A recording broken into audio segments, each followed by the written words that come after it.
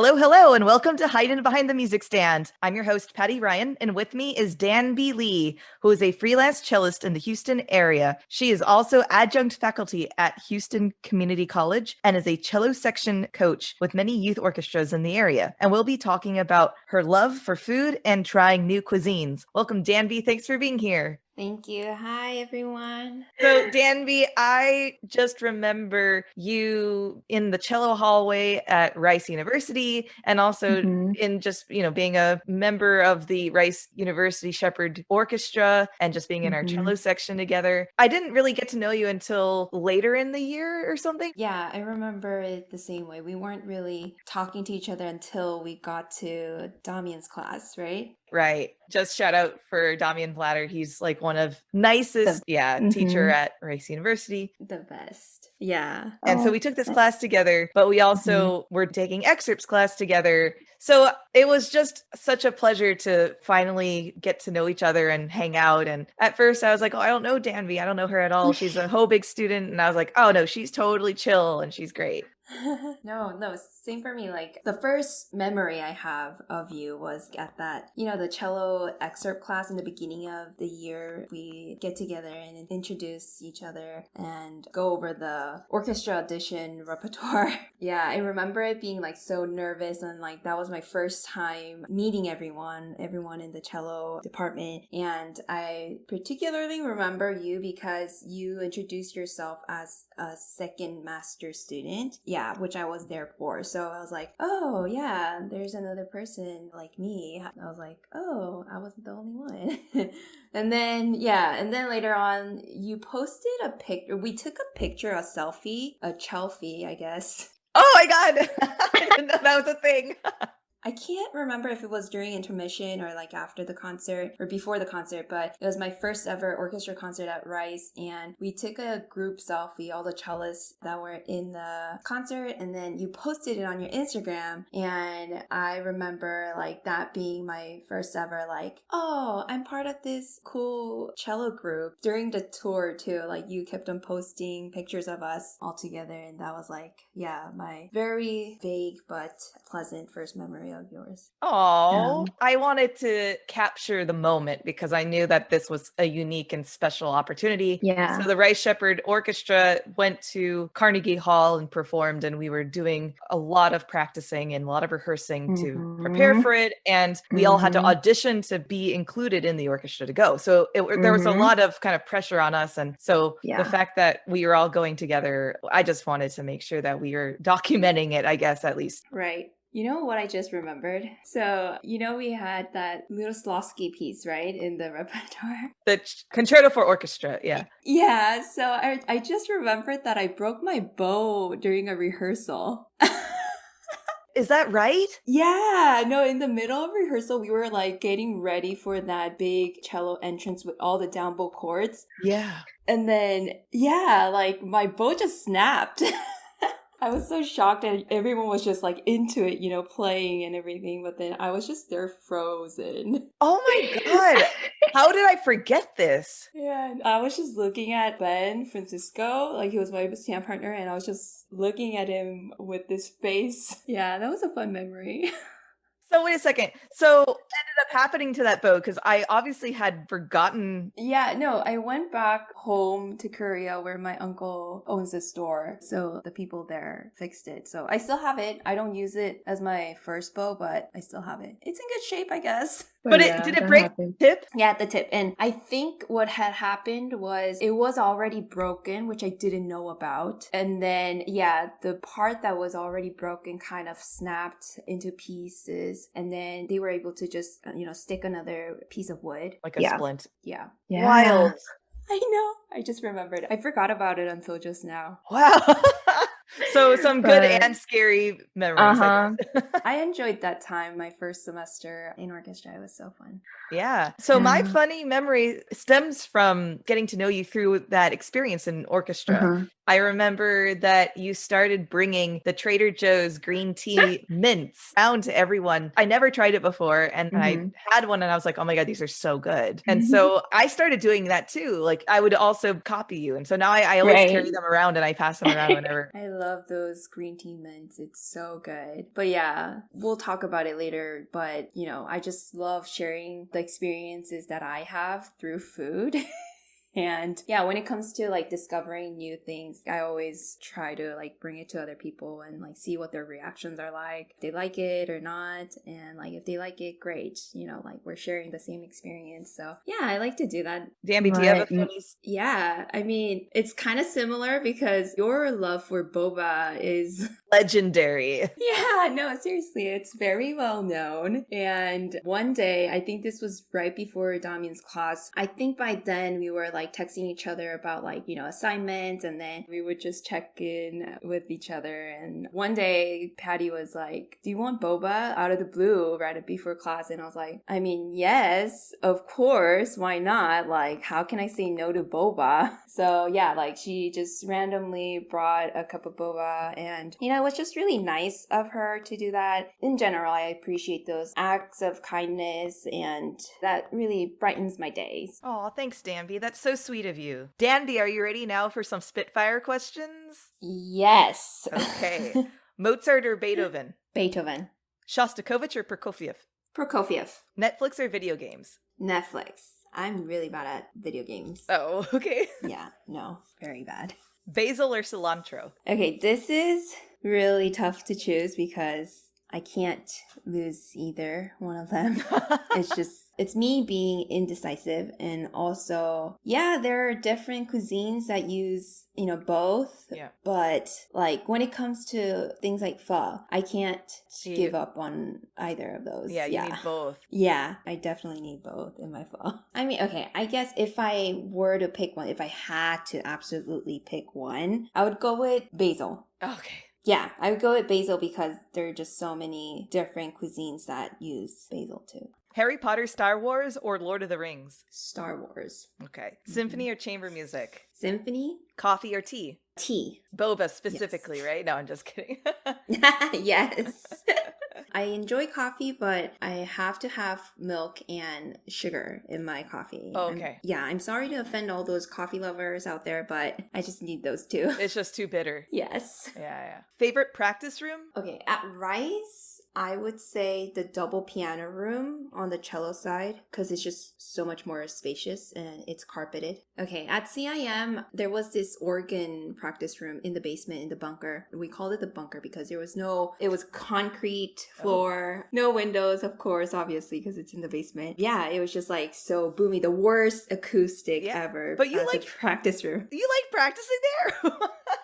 Yeah, no, it's okay. It's the memory that it's the memories that I miss and I enjoyed there. I see. Just having so much fun with friends, like, pretending to be practicing and taking 30-minute or to an hour break. Yeah. After practicing for like 10, 20 minutes. All those memories, And also, I mean, like, we had the privilege to play on Severance Hall in Cleveland, and that's one of the best acoustics, in the whole wide world. So that was definitely a privilege. Yeah.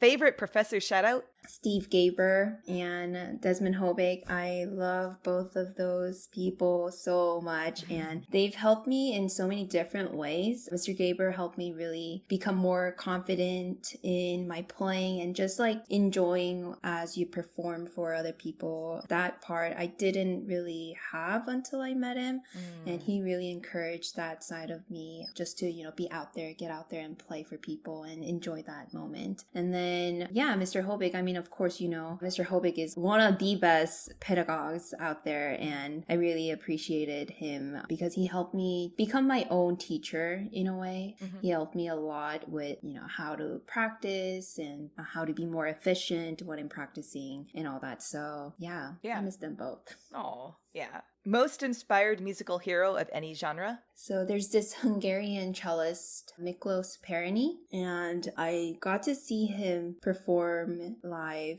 back in Korea, and I was in like middle school or something. I can't remember when exactly that happened, but he had a gorgeous sound, and also the most that stuck with me was that he was playing with quite of a hunched back. His shoulder was shrunk and he was kind of leaning forward. I mean, mean, he doesn't play like that all the time, but hearing him play that way, but still making a good sound and like making beautiful music, it just shook me a little bit, just because up until that point, what I was told was to, like have a perfect posture and play a certain way, whatever the standard way was back then. And then, like seeing him producing something that was not by the book. Yeah, it was very surprising and like shocking. And like, I think that kind of made me start think about like, not everyone is gonna have the same posture or same way of playing, same way of holding the bow. And then like, that's something that I encourage students to,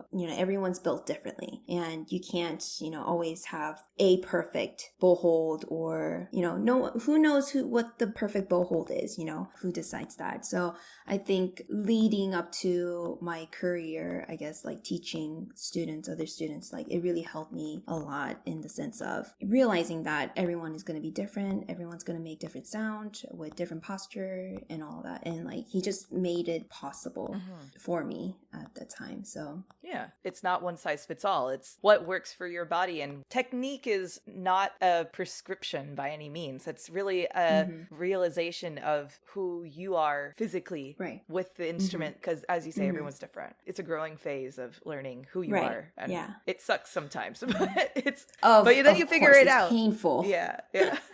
And once you realize what works for you, that's, one of the best moments that you can have through learning, like you're discovering your own abilities and like, what you can do as a cellist, and just understanding your own body, like how athletes do, and people say that we are also small muscle athletes, and, as athletes, we gotta be able to really understand and know what resources we have and how to work with them.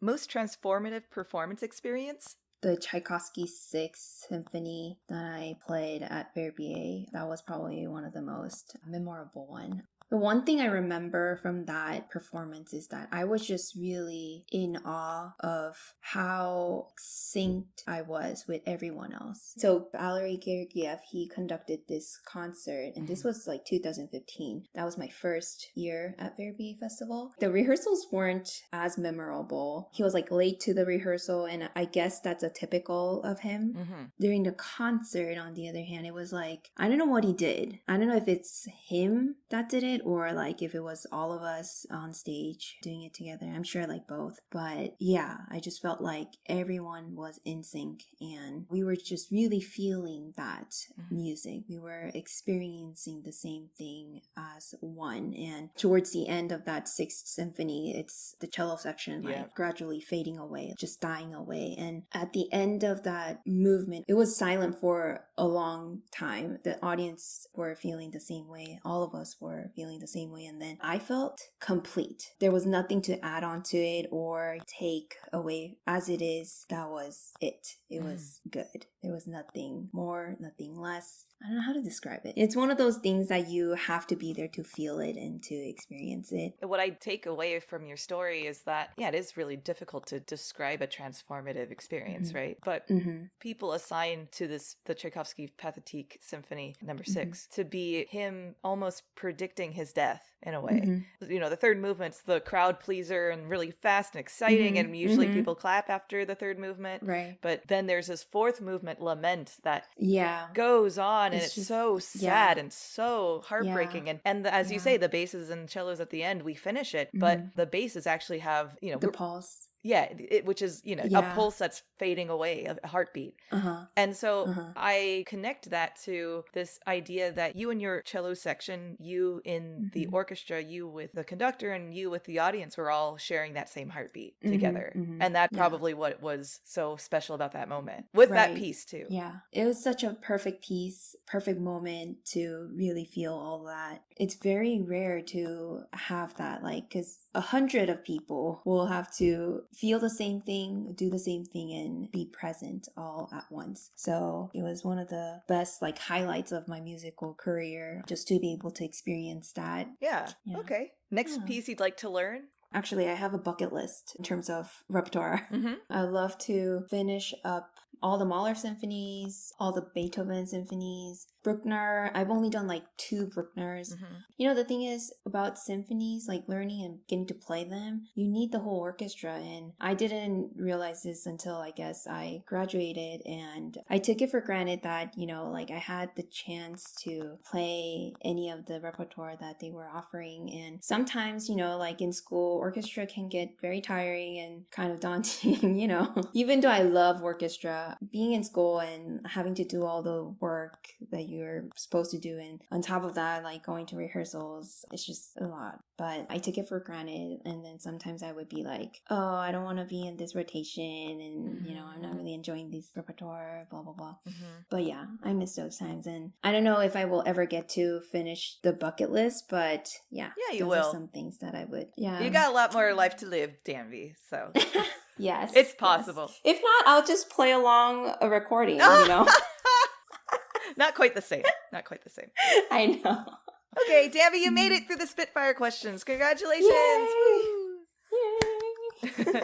So, can you walk me through your musical origin story? When did you start playing cello? When did you decide to become a professional musician? And the steps that lead you to where you are today in your career? So I started cello around the age of 10 or 11. I can't remember exactly. So my family moved to Korea from LA, and my uncle owns a string instrument store, a music store in Korea. And my mom, when we all moved to Korea, she started working for him, and she had easy access to all those instruments and lessons, teachers, and all that. So she suggested that all 3 of us, I have 2 brothers, all 3 of us pick an instrument and play. I think initially my mom wanted us to play at church, and you know, like playing an instrument always is a plus if you can afford it and if you have the resources to do it. So yeah, like she suggested that we pick an instrument, but I didn't.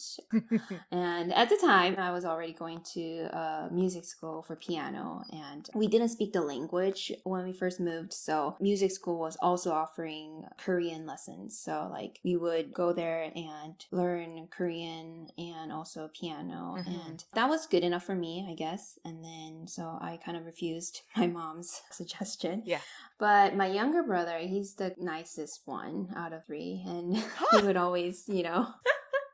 No, really. He would always say yes to my mom, and he picked the cello actually. So he started taking lessons, and then after like a couple months, he started going to these music camps, like music festivals, and it would be like to places like these beautiful tropical islands, you know, in the Southeast Asia. And I was so jealous. And, you know, he was making friends too. So I was like thinking, oh, I want that too, you know. And then some teacher that was friends with my uncle and my mom, she was like looking at my hands and fingers, and she was like, oh, you would do really well with cello. Like your fingers are very suitable, I guess. Because I have like thick fingers, and like the tip of my fingers are all kind of wide. Oh my gosh. But that's, so I think I mentioned this once on the podcast too, but I feel like, especially when you are a professional cellist, I don't know about your hand, but I have frog fingers because of the giant calluses that you gain from, my sister always like thinks I'm a weird marvel of science or something like that. Wait, but did you develop over time that? Or see, I can't, I guess this is what, if I look at my right hand, that's my normal hand or fingertip. Right. And then, so I suppose, I don't know, I guess it's a little fleshy. Yeah, I like my fingers are not as froggy, I guess, as they describe. But yeah, I have like some very strong, healthy, firm fingers. Yeah. So yeah, she suggested, oh, you would do really well with cello. And then I, of course, didn't really listen to her. And then when I decided to pick up an instrument, I went for the cello. And that's what my younger brother was doing already. So, you know, why not? So I started then at the age of like 10 or 11. And then right after, I was able to go on a music camp to Bali. Oh, well, geez. So, yeah. I know. Why not? So twist my arm. Yeah. And all these music festivals were run by my uncle. Like he was on the side doing music festivals every summer and winter break. So anytime he held a festival, I would always go. You know, I had the best time in my life. I went to like Bali and then Malaysia. I've been to Malaysia many times, actually 3 3 or 4 times. And then Singapore, China, all these places. And, I was having a blast. I was making friends, and I would always look forward to going to those places. And I even, back then, I would pack up my suitcase a month prior to leaving. Oh my God, I love your priorities. I love Yeah, it's not even funny. It's like, honestly, the only reason I was playing cello was to go to those camps. To travel. Yeah, exactly. I love traveling. And my mom would get mad at me for not practicing, or if I didn't do a good job in the lesson and get, like the teachers wouldn't say great things to me because I hadn't practiced. And whenever I would be like sad or, kind of disappointed that had happened in the lesson, my mom would be like, you can always quit. And then even though I didn't like practicing or I didn't really enjoy playing the instrument, I still said no. Like whenever she told me to quit if I didn't want to, But that's your passport. How could you? Exactly. I don't know if that was the actual reason. I still don't know to this day why I always said no whenever she suggested I quit. But like that eventually led me to who I am right now. So I'm grateful that I didn't say okay. Yeah. Anyway, so yeah, that kept on going. And then, like I said, I wasn't enjoying the instrument at all. It was just a hassle. It was just a chore to me. But I kept on going. And then the very first time I ever wanted something in music was when I was applying for colleges. So like up until then, I'd be like taking lessons and playing at church, and like I wasn't going to a music school or anything. And in Korea, you don't get to really have any like chamber music or orchestra experiences unless you join a youth orchestra or something like that, right? Or you go to an art high school or art middle school, all those things. So you would have to be in the scene to experience the whole thing. And yeah, I guess I wanted to at some point be in what they so-called mainstream musical scene. And I tried auditioning for these art schools, but I didn't get in. None of them. All the musical experiences I had was just taking lessons and occasionally playing with some other friends just for charity purposes, like community outreach, and playing at church. That was it. There weren't much going on, but I came across this orchestra festival. It was for like 2 weeks in Korea, and Hannah Chang, I don't know if you know her, but she's a cellist. She was a prodigy, but when she was in her early 20s, she decided to, stop performing as a cellist, but like she went into conducting. So she was learning from Laura Mazal, and yeah, she started building her conducting career. So like she came to Korea and directed the orchestra for 2 weeks, and I was lucky enough to participate in it. And yeah, I was just really having a great time. We played Brahms 1 and 4, and as a kid and also as my first orchestra experience, Brahms 1 and 4, there couldn't have been better repertoire to hook me, Yeah, I just had a great time. The people there were amazing. I would say that was my turning point, honestly, in my musical career, because,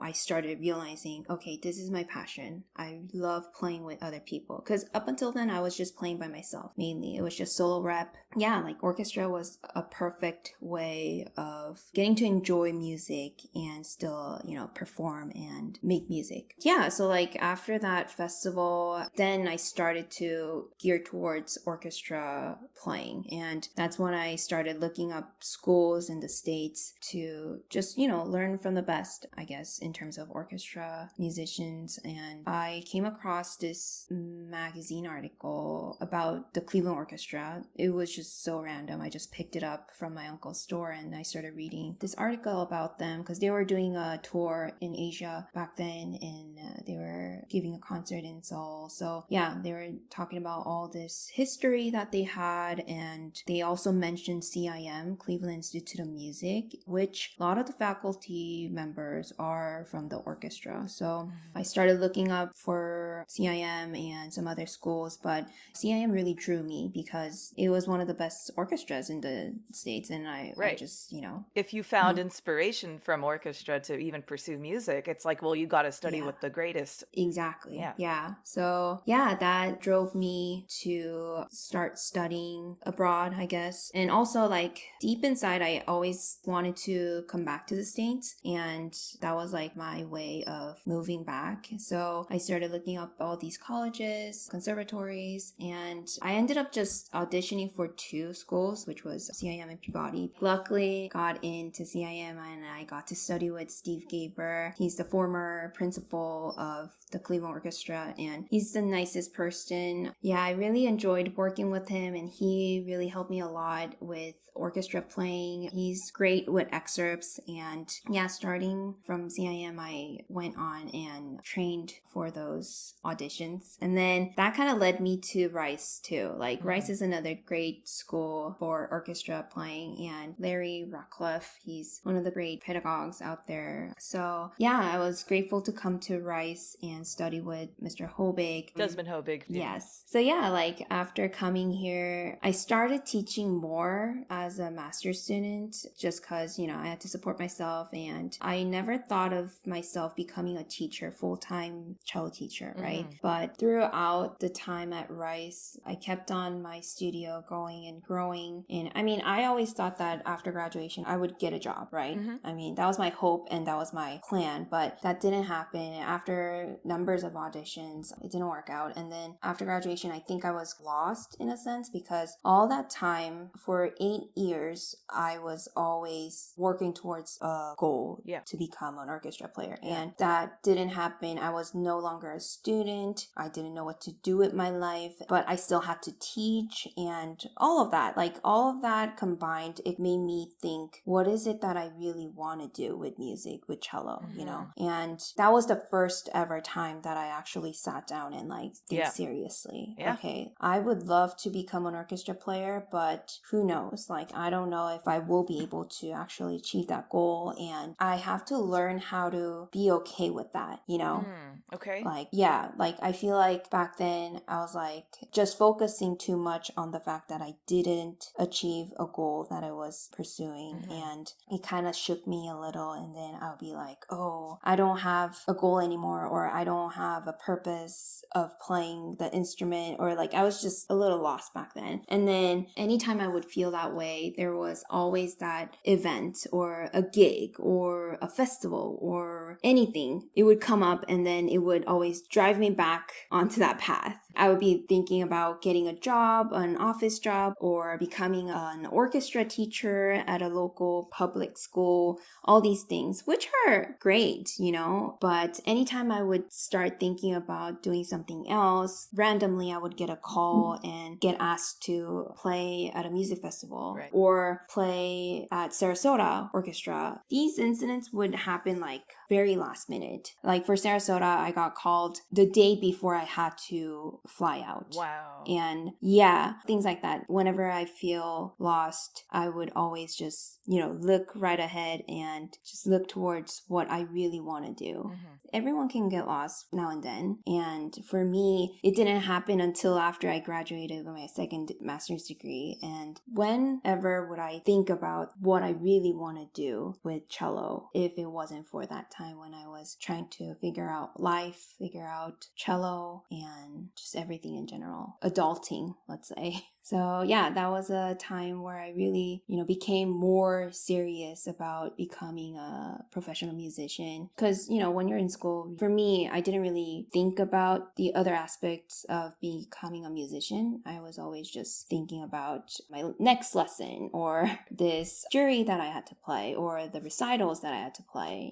I was always thinking about those and in terms of like my goals. But then after graduation, it really, hit me, and I started thinking about the reality, the possibilities, and all that. Where are you now then? So right now I'm teaching at local public schools, and I have my own private studio. And also I started teaching at Houston Community College recently. And, working with different people, different students, and different age too. I have students that are in their 60s, 40s, down to like third grade. Yeah, just a very wide range of age. It's just really fun working with different people, like just seeing how they react differently and, how they play differently, and trying to really guide them towards the best way of playing, like we were talking about with their own resources that they have. Also, like I coach the cello sections at these orchestras, and it's really fun working with just the cello section because I appreciate them coming to see me and also like just trying to work on detailed orchestra playing. Like when you're in orchestra as a full and try to rehearse something, you don't get to really focus on the things that you could be possibly doing as a section,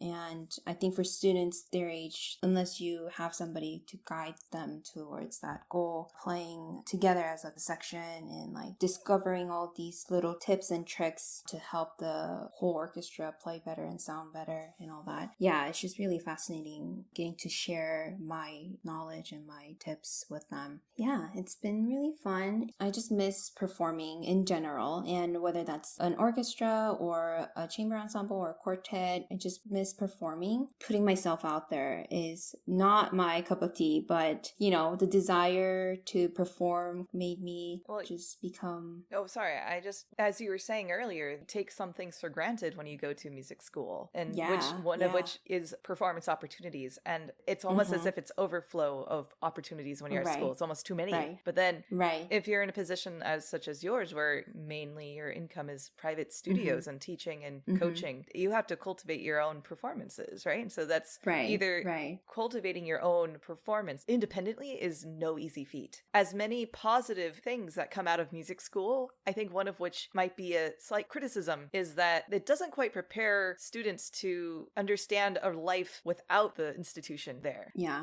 And I think that it's challenging for many of us to find outlets to perform or connecting with people. I think that's the number one biggest for me, when I moved to the Twin Cities, I didn't know anybody except for maybe two people. And my string quartet I was just meeting, really personally for the first time. It was really tough to actually finally meet people because I wasn't attached to an institution, right? Right. So I guess it's just a combination of that, is just not spoken about enough, and especially not discussed enough at the conservatory or university with a very good music program. So I feel for you. Yeah, I went through that same experience. Yeah, I totally agree, because being in school and particularly having that one goal of becoming an orchestra player, I think I never was prepared to become a freelance musician. Right. Teaching was kind of my side gig, and performing locally with groups, ensembles weren't really in my plan. Performing at school was required, so I would have to do that. But then I don't think I was prepared at all to become my own publicist per se and promote myself out there. And I really admire you, and also Bree. Oh, no. Actually, Bree Ahern. She was the first guest of this podcast. Yes, I love you, Bree. We love Bree. I admire you and Bree for, doing such good job with promoting yourselves and really putting yourselves out there. Because, we would have these quote unquote professional development sessions. Yeah. The three of us. And, really you and it was only when I came to visit Houston. It really was you and Bree. Yeah. Patty occasionally would join, and she would encourage me to really get that website going, making business cards and all that, which you should be proud of. I'm seriously thinking about it, and I am getting my headshots tomorrow. Yay! Danby, look at you! Yes, exactly. This is me getting out of my comfort zone. The past Danby never had thought of doing it. I always wanted to, but then I don't think I had enough motivation to do it. Yeah. It's so exciting for me because it's you are opening a door. You were scared of the door before. Yes. And you touch the doorknob, but then now that we're trying to show you how to open the door, right? Yeah. And so yeah. But when you open the door, you're going to have so many more more opportunities. And that's what I'm really excited about. Okay. Thank you. Thank you for your support. No, seriously, like I would need that. I need that really because I'm so scared about this whole thing. Like at the same time, I'm proud of myself for like actually, getting things done, like booking all these things and like looking up all the things that I could be doing with the website and all that. But to get to this point, it took me a while. It took me like 2 years plus COVID. I think the pandemic really helped me as well because, like I missed being able to present something, like whether that's a performance or me as a musician, like putting myself out there. I missed the people that would look forward to listening to hear me play. And like back in school, I'd be like, so, kind of embarrassed, all those times that I would have to tell people. I was the person to not invite a big group to my recital just because I would be like, oh, I want this to be private. I don't want anyone to come, that kind of thing. And then I would just like tell very few of my very closest friends about the recital or like the performances that I would have. And I'm a bit scared, but I'm also proud of myself for just really, stepping forward. Thanks to you and Bree and all the people that, inspire me to become better. Entrepreneurship is hard. Business side of music is hard, even sometimes harder than performing, Yes. So I look forward to seeing the fruits of what will happen now that the ball is starting to roll. It's really exciting. Yay. Okay, Danbe, are you ready for a break? Yes. Okay, we'll be right back. Okay.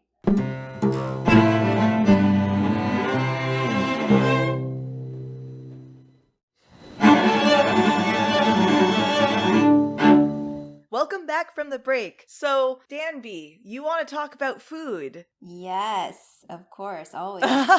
So, what's your relationship with food? Besides the obvious, I just love food because that's like my way of getting to know people.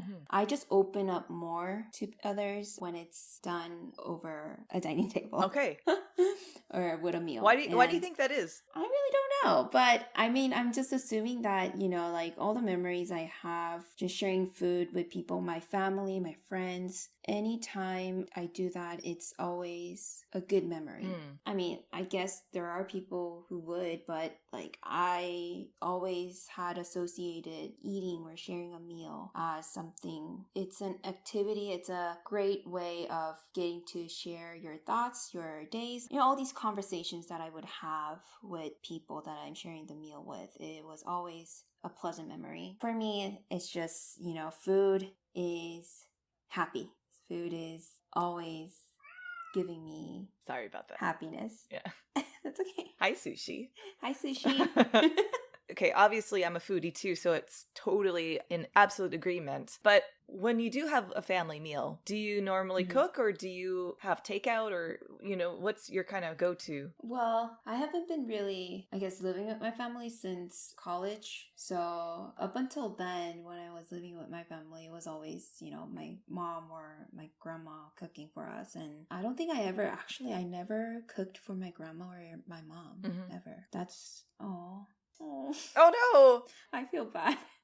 Well, that's not usually the right. This Yeah. So I mean, my dad is a good cook. My brother is a fantastic one too. So like, really, everyone in my family, I guess except my younger brother, loves and enjoys cooking. And yeah, that's always been like any other family would. Family gatherings are always a feast. You always just gather up and like, there's a feast. My grandma is like her idea or her concept of portions is so different from mine or anyone in the family. Like, she would always prepare so much food and many different kinds, and that's her way of sharing love, like that's her way of showing her affections towards us. So like, I grew up in that kind of family. Like, it was always about, oh, did you eat? Or like, if I visit somebody in the family, you'd be like, oh, did you get to eat something? Like, do you want me to, prepare a meal for you? Or things like that. And Like one of the good memories I have when I was younger, every Saturday night, like my family would go spend a night at my aunt's place. And I only have brothers, and the only other girl in my family was my cousin, who was she's 5 years older than me. And wanting a sister all my life, I really enjoyed spending time there because that was my time to like get to, spend time with my cousin, girl cousin. And, like we would always go there every Saturday night, spend the night there. And every Sunday morning, my aunt would cook for us. And she has a staple menu, which is kimchi stew and some fried eggs and just seaweed, and white rice. If you haven't tried it, try kimchi stew with some eggs and seaweed on very steamy white rice. It's the best. And like I have fond memory of, those times when I would wake up smelling that kimchi stew. You know what I mean? Like all those great memories from childhood always involved food. And even to this day, like whenever I meet up with my friends, it's not about what we do, it's about what we eat. And even when I'm traveling too, like it's not about like going to all these sites, like of course I love going to museums, so that's another priority when I travel, but food has always come to the top of the list of things to do when I travel. So this brings me to this next question for me, which is how you try new cuisines. Is it when you travel, obviously you're trying certain new cuisines or things that you don't make at home, right? So what's that experience like? Yeah. I love traveling, and I'm the person to try to experience what the locals experience. When I travel to a new place, I'm not the person to go to all these touristy sites. So I always try to find the places that the locals recommend, or my day when I travel or visit somewhere would look like, oh, go to this coffee shop and go to this park, or grab lunch at this place that my friend recommended, and doing things that any other local person would do in that city. And being able to travel to all those countries in Southeast Asia and Europe, and obviously like all these different states and cities in the States, because I would say I travel a lot and I like to travel a lot too, but anytime I have an audition somewhere else, that's another opportunity for me to travel, like explore new cities. So anytime I get a chance, I would always try to, look up places to go and explore. And I like traveling on my own as well. But sometimes when it comes to trying different restaurants, the only thing about traveling solo is that I don't get to, try out many different dishes.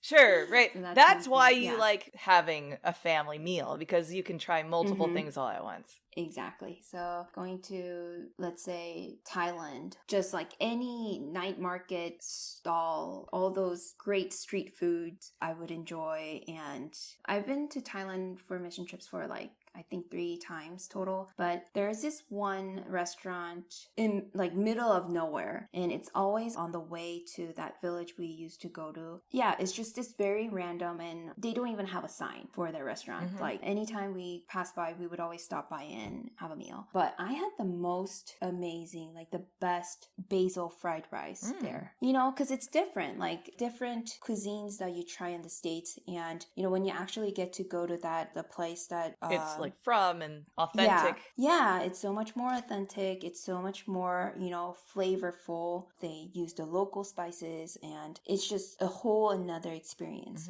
So like I really enjoy that, being able to try those different types of food, but the original kind. So like Thailand was one of the most memorable place to, try their own food. And also like Malaysia. Malaysia has some great food. I mean, like they're kind of similar. Thai, Indonesia, Malaysia, all the food they're tied to each other. But yeah, one of the like most exotic meat I had was in Malaysia, water ox meat. Oh, okay, yeah. Yeah, like that's common there. And I like up until that point, I had never heard of people eating water ox. So I was kind of skeptical, but I tried it and I was in love. Wow. Yeah, it was so juicy and tender. Oh my gosh, it was so good. And then then Europe, I've been to Switzerland for 3 years in a row, which was lovely. I miss going to Switzerland. And there I got to try different types of cheese, and they have unlimited wine.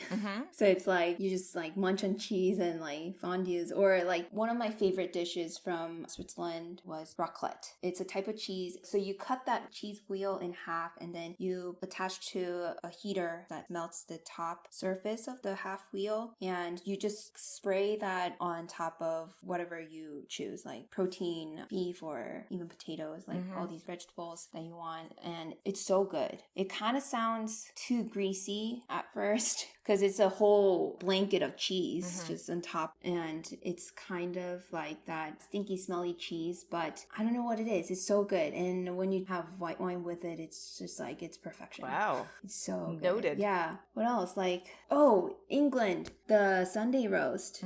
That was another surprising moment for me. People think that England, they don't have the best cuisine.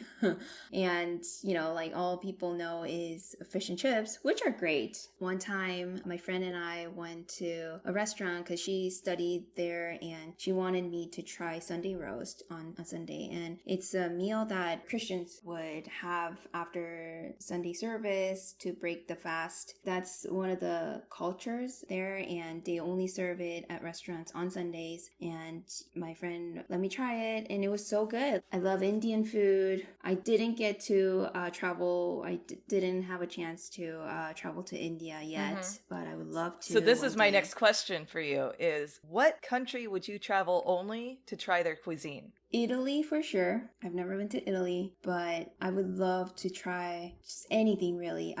Bodega is one place I would love to go. Chef's Table, season 1, first episode. Bodega is one, and Naples for their pizza. That was always my, you know, on top of my list of places to go for food. Yeah. And Japan. Okay. Obviously. I love Japanese food, and I never got to travel to Japan. But I would love to go and try good amount of sushi, ramen, and just home-cooked meals. Like Japanese home-cooked meals or home-cooked style meals are very underrepresented often because, you know, they have other great food to promote. But Utoya, there's a place in New York that only sells home-cooked style meals. And I love that. Also, I would say India. India for sure. So that's like 1, 2, 3, Italy, Japan, India. I think so, yeah, in that order. I think what's interesting about that, though, is all 3 of those countries have a wide variety of what it means to be a Japanese cuisine, to be Indian cuisine. Right. It's regional, in other words, right? Right. And so it's like a diverse cultural experience or food experience. Right. Yeah. Because it's not just about the food, you know, like it's about the whole culture that you get to experience when you travel. And food like is fundamentally at the root of all that. Yeah, right. Yeah. The way they treat food. Because, you know, one country could be using food as, like China, for instance, having a huge meal with a bunch of people is like their culture, right? I've only heard this from friends, but their culture is that you order so much that you will end up not finishing. That's like considered a blessing, being able to afford that much food and not, you know. That's absolutely correct. That's what I was raised. Absolutely. It's a show of wealth. Yeah, and not necessarily in a snobby way, but just a show of wealth and prosperity in the family or in. And so that's why Chinese New Year is just off the chain. Right. It's like every 5, 6, 7 course meals and everything's delicious. Right. And a variety of meats too, you know, of protein too, like a roast pig and fish and crab. Oh my gosh. I know. We throw down. My mouth's getting watering. I mean, yeah, similar to that, like Korean culture is also about food. They're all similar in how they treat food when it comes to like family gathering or like holidays and all that. But one thing that Korean culture is different from that Chinese culture is that having leftovers is considered being disrespectful. Oh, okay. It's kind of the opposite, like because it was a poor country and it went through a lot. So being able to have just a bowl of rice was so precious to them, you know, like, so like don't leave any in that bowl. Yeah, like, no grain of rice is completely. Yeah. Exactly. Yeah. So I've heard that about Japanese culture too, though, that you can't really? Yeah, don't leave one grain of rice at the end. Yeah, I think so. Yeah. Things like that. Like, it's really about the culture, and I love just learning about different cultures and getting to experience them and try to live their cultures too. So I just wanted to circle back to one point that you made earlier, which was that you make sure to go to where the locals eat. Well, I actually now I feel like it's a little bit conflicting because you did say you want to go visit Bodega, right? In Italy. Yeah. So my question initially was going to say, you're not one of those people that chase Michelin star restaurants or chefs. No. But yet then I don't think then you said that you wanted to go visit Bodega. So that's where I'm. Well, that's only because I think that Chef's Table episode was so beautiful that I have to go try. I see. Like what they're talking about, because I want to experience what they're explaining to me, because unless I actually try it, I don't think I will ever understand what they're saying. Yeah, I'm similar to you. Like, I want to go either where someone's recommended that's visited before, or somewhere that just has a high ratings, and those places are usually local, hole-in-the-wall places, cheap and good. I feel like sometimes there are certain restaurants out there that are not the hole in the walls, that it seems like they're kind of trying to impress anyone from outside, and they're not genuine to the real cuisine, versus the locals who are cooking for the locals are just cooking for what they know. And and I think that that's the experience that I just wanted to share with you, that maybe that's what draws you and what you really love, is that it's authentic, genuine, it's from the heart, rather than trying to put something, sells something, in other words. Exactly, because a lot of these up and coming places, they like try to like promote their restaurants and like the unique factors of their food or their restaurants. And yes, if it looks and sounds good enough, like authentic enough, I would go try. Like, I would give it a try. But then let's say so many people post on Instagram, it becomes too popular that sometimes I don't necessarily feel like, oh, I want to go here. I think it's also about me not really drawing myself towards trends. I'm a person to question a trend. Question, is that really worth the hype? Things like that. So like, if it's too much talked over, I do my research, basically. And like, if it's worth the try, then I would go try out. But again, like, everyone's experience is different, so I gotta respect that as well. So yeah. Okay. Do you have any final thoughts on your experiences with food and trying new cuisines? Because of the pandemic, I didn't really get to go explore different places or different restaurants in town. So if anything, I would really love to get to do that more often now that hopefully everyone's getting vaccinated. That's something that I look forward to. Yeah. And I was going to say, I look forward to one day, hopefully, if I come visit Houston again for Kinetic or something, that we can grab some food to get. Obviously, we'll have to. Definitely. Yeah. Okay. Danbe, can I ask you 2 final questions? Yes. What, in your opinion, is the most common misconception of classical music and the classical music world? I think that people think that classical musicians are too picky or too sensitive in some ways. I mean, some of us are more sensitive than others. We're those type of people that have to really dig in and achieve that goal, whether that's a shift in one measure or trying to memorize a whole piece of music for a recital or things like that. We have all these specific goals to achieve in our playing, and because of that, and even like orchestra rehearsals or chamber rehearsals, all the many people gather up to make the most out of that time that we're given. So we have to be very efficient and very like technical and practical in many ways. And because of that, I think sometimes, we can get overly sensitive or detailed, right? In not just in music playing, but also in life. So because people don't know the background of why we're like that, I think sometimes they misunderstand the traits of musicians and just think that, oh, they're too picky or they're too sensitive. Also, this is a pet peeve of mine. But I don't appreciate when people think that musicians are so protective of themselves. Yes, we do have to be protective of our hands, fingers, and just our body in general, because that is part of being a musician, like being able to physically be capable of playing an instrument. So yeah, in a sense, we are protective of our resources and also over our instruments, which are very fragile and very expensive. with, things like that. So to some extent, yeah, we are protective, but I feel like sometimes some of the people that I know would say things like, if I'm doing hard labor, they'd be like, oh, don't worry about it, we'll do it. Don't use up your energy, or like save your fingers, or whatever. They would say things like that, and I'll be like, no, I can't handle this. It's no problem. I mean, yeah, it's not like we have to have other people help us out and things like that. Yeah. I mean, not everyone is like that, but like some people that I had encountered with would sometimes just bring that up, and I would get a little irritated. Yeah, I really like the points you bring up, because I think what you're tackling is that there's a misunderstanding of the reasons why we act the way we do, or explanations for our actions, or what is perceived, right? And I think that that's oftentimes, as you say, like, it's just overlooked. People assume what things are, and they don't do that extra research or trying to understand empathy, to try to understand what's going on underneath the surface. Right. Yeah, no, thank you for bringing that up. Yeah. I think also, like, musicians tend to become friends with musicians mostly, and I feel like it's just easier for us to understand each other than trying to explain how we operate to non-musicians. And I have a good number of non-musician friends, and back in school when I was full-time student and everything around me was about music, I tried to find that balance so that I would have my school friends that talk about music all the time, and then I would look for friends that are non-musicians outside of school so that I can, just keep that balance. Because otherwise I probably would go a little bit insane and get in my bubble and just think about music the whole time. And I don't think me personally can live like that, just because I need a good balance.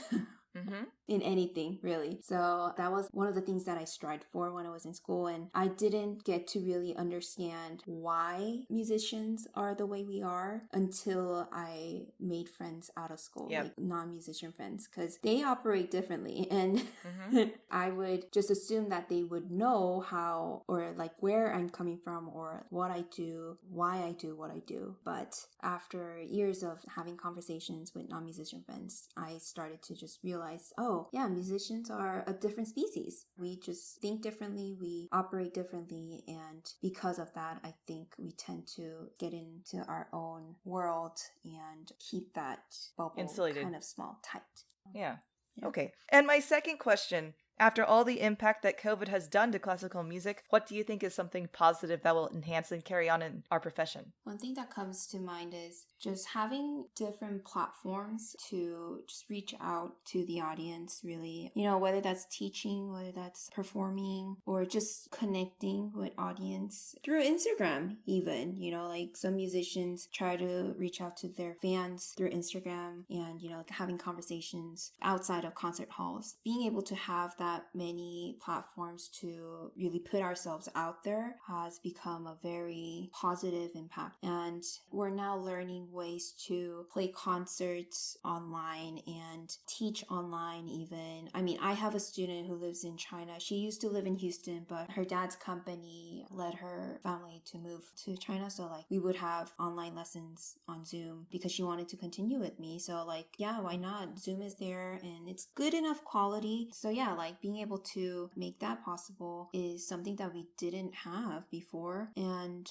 all these orchestras or groups, quartets or ensembles, they're really trying to make a way out of this as a new form for the musicians to really reach out to the audience. Because unless you are going to a concert hall, or unless you look through a playlist or look through a stack of CDs, people don't really get to experience classical music.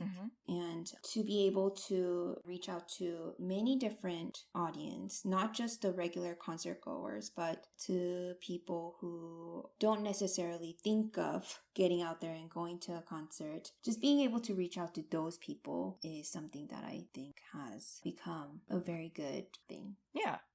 All right, Danbe, this is the moment that we've all been waiting for. Are there any platforms or websites for our listeners to learn more about you and any upcoming projects? I haven't actually bought the domain yet, but... Okay, so what is the future domain name? danbeleecello.com. Okay, yay, we did it! It's been such a journey.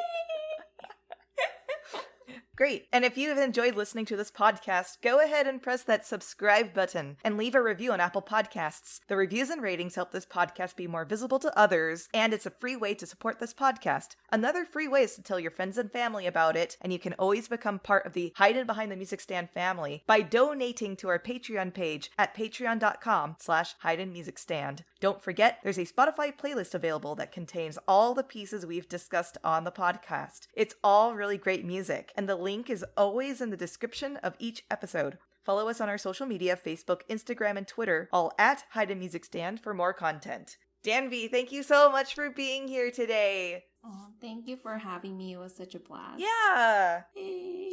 And thanks for listening. Yay! Yay! Thank you, everyone. I hope you enjoyed it. Say bye, Sushi.